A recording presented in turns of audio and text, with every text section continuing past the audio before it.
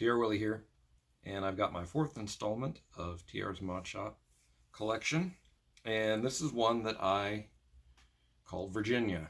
This one is heavily influenced for my love of Eric Johnson, and as a matter of fact, the bridge plate, or the neck plate on the back, I've got the name Virginia, and actually it's the image off the cover of Eric Johnson's Venus Isle record.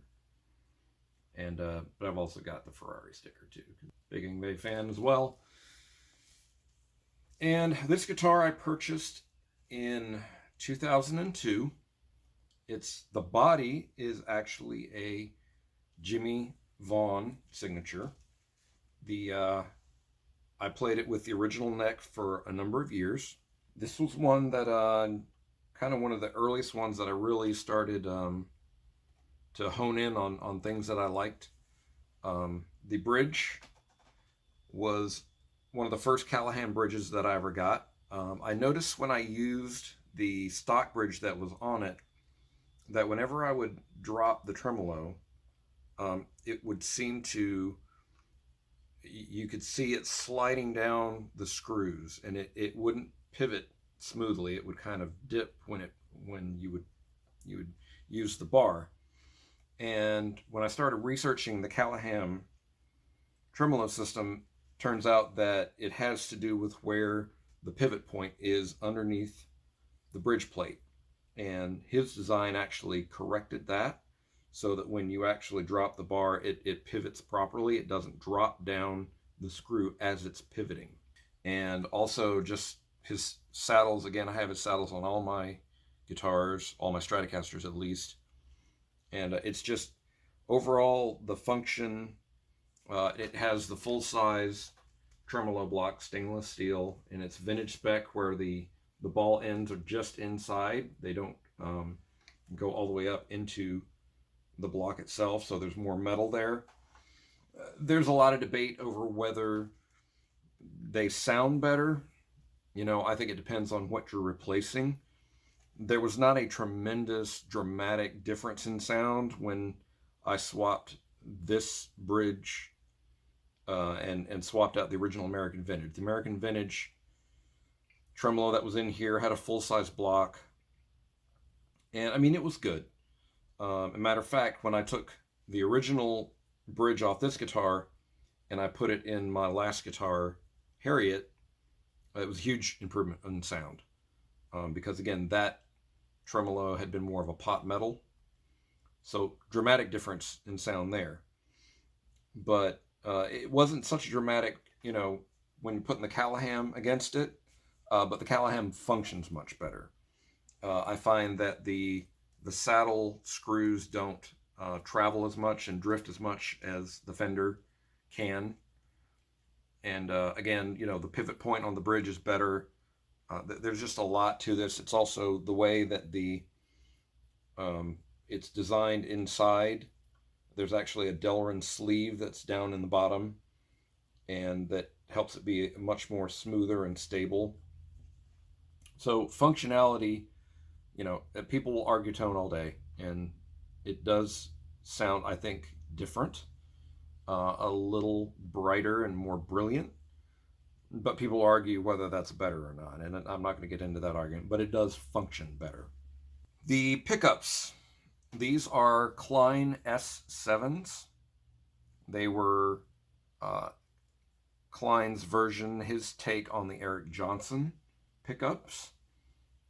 And it's interesting because, you know, I got these before I ever got an Eric Johnson Strat, and I love the way these sound. I actually have another set of these on another guitar, and to the point that when I actually got my first Eric Johnson signature guitar and I tried the actual Eric Johnson pickups, I was actually let down.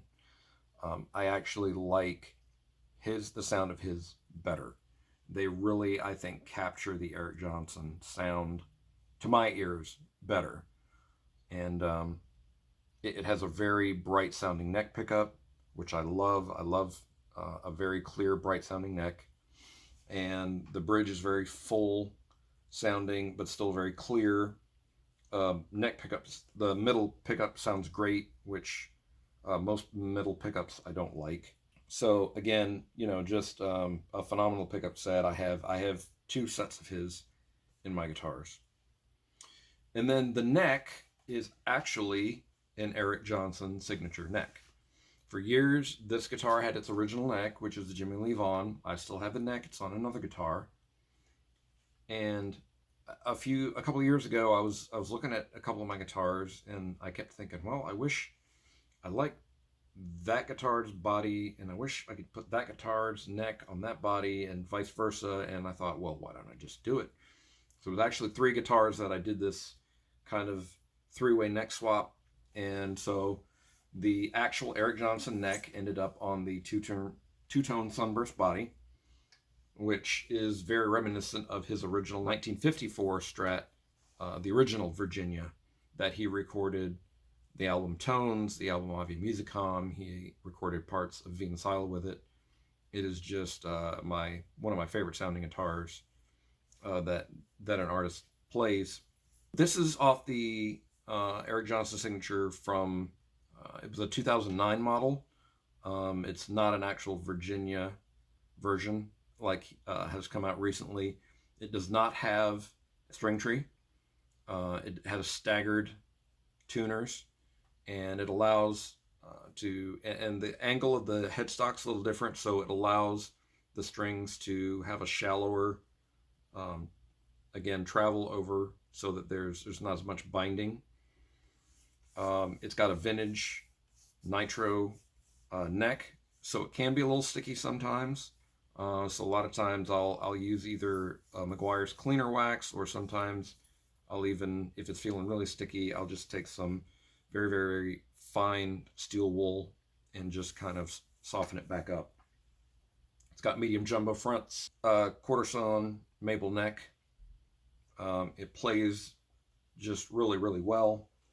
It's got a very warm tone. It's something that I've noticed most of the Jimmie Vaughan guitars that I've tried, and this is, when I checked with Fender, they said this was an alder body. Some of the documentation from back then said they were poplar, and I'm not sure, but regardless, the Jimmie Vaughan models, all the ones that I've tried, have a very round, warm tone, which I don't know what it is about those guitars, but I've tried 4 or 5, and every one of them just had this really nice kind of velvety tone to them that I don't know if it's universal or it's just I got lucky with the ones I tried. And even when I put this neck on it, it still retained that real nice warmth. It's very clear, but it's got a very smooth sound. As for strings, I've got 10 through 46 GHS nickel rockers. They're semi-flat wound, which means that also adds to the warmness of the sound. So you get a very, and that's a real secret to Eric's sound. He uses vintage nickel strings, especially up until recent years, they were semi-flat wound. So it's a nice balance where you still get the brightness of a round wound string, but it's just a little tighter tension. They intonate really, really well. Setting the intonation is super easy with nickel rockers. This is a 10 through 46 set, which is heavier than I use on a lot of my guitars. My Gibson scale guitars also have 10 through 46s. The rest of my guitars have hybrid gauges, and that are either 8 through 46, or I have 9 through 48s on other guitars. And I'll cover kind of my philosophy on gauges and so forth in maybe another video. But again, this guitar, really wonderful, and it kind of captures that. When I talked in my first video how my guitars are sort of tributes. They're not pure copies, and this one definitely captures that Eric Johnson kind of both real warmth but at the same time very clear and kind of crystal sound to it. So I'll go ahead and play it and let you hear what it sounds like. Thanks for watching.